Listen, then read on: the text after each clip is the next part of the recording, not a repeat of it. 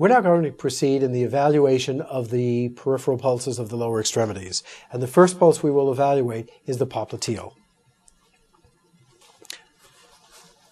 The popliteal is one of the more difficult pulses to feel, even though the pulse itself is relatively large and relatively strong. The manner in which you evaluate the popliteal is by placing your hands on the patella and placing your other fingers in the popliteal fossa and trying to sandwich the popliteal pulse between your fingers and the bone.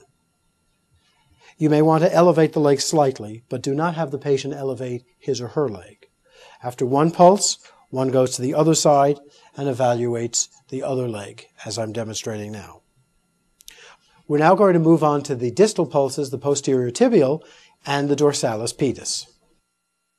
The two distal pulses which we routinely evaluate are the posterior tibial and the dorsalis pedis. The posterior tibial runs along the leg down here and courses around the medial malleolus.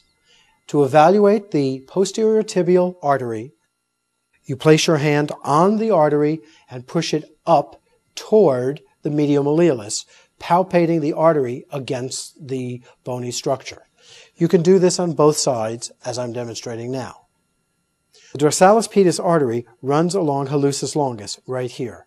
And you can palpate it by placing your fingers, never your thumbs, here and on this side, and they can be palpated simultaneously.